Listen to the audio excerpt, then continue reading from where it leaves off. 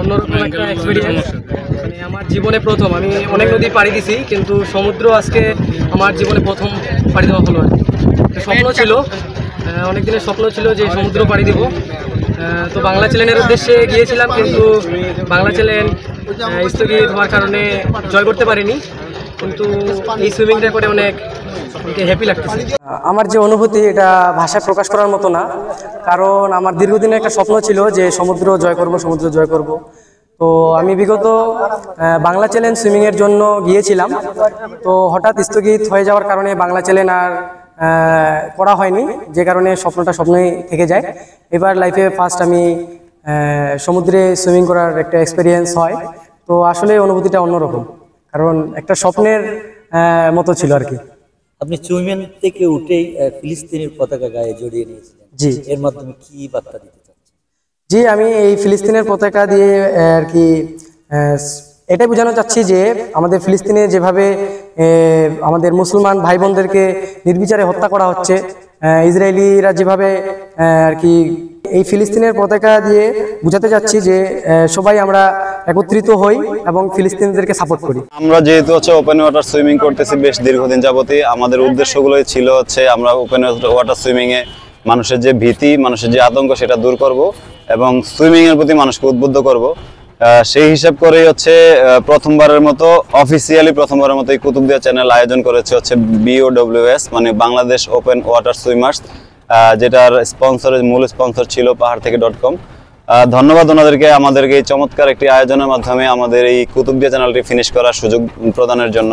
আমরা বাংলাদেশে একটা নতুন চ্যানেল, এটা আজকেই শুরু হয়েছে মাত্র, কুতুবদিয়া pahartheke.com কুতুবদিয়া চ্যানেল, যেটা এর আগে কখনো এই চ্যানেলটা হয় না। ইন্ডিভিজুয়ালি 3 জন দিয়েছিলেন, তার মধ্যে আমাদেরই একজন।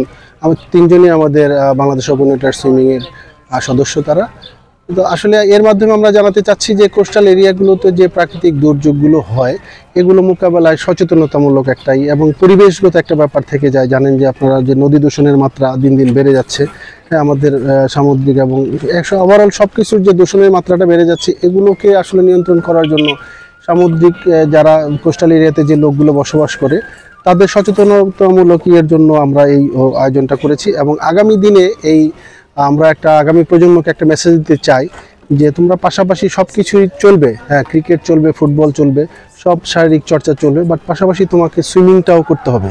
এটা একটা খুব ইম্পর্টেন্ট জিনিস মানুষের জীবনে। আসলে স্পোর্টসে তো নানা রকমের ক্রাইটেরিয়া আছে। আমরা জানি বাংলাদেশের সবচেয়ে জনপ্রিয় স্পোর্টস হচ্ছে ফুটবল এবং ক্রিকেট। আসলে সেই দুটা স্পোর্টস অবশ্যই ভালো আন্তর্জাতিকভাবে, বাট এই দুটো স্পোর্টস হলো শুধুই স্পোর্টস। বাট আমরা যদি সাঁতারকে স্পোর্টস হিসেবে ধরি, সাঁতারটা শুধুমাত্র স্পোর্টস না, সাঁতারটা হচ্ছে লাইফ সেভিং স্পোর্টস। আপনি যদি এই সাঁতারটা চমৎকারভাবে শিখতে পারেন, আপনি যেমন আমাদের দেশটা যেহেতু পানি নিম্নাঞ্চল, আমাদের ভাটির অঞ্চল বলি আমরা, তো এখানে জলাশয় বেশি, সুতরাং ঘূর্ণিঝড়, জলোচ্ছ্বাস, টর্নেডোর মতো বিভিন্ন প্রাকৃতিক দুর্যোগ আমাদেরকে ফেস করতে হয় এবং আমাদের প্রচুর মানুষজন পানিতে ডুবে মারা যায়।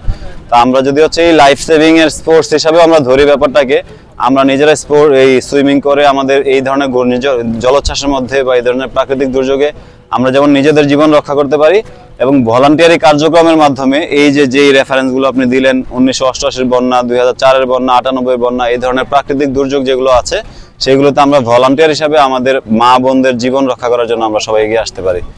বান্ডেল থাকলে প্রতি সেনমানিতে টাকা বাঁচবে।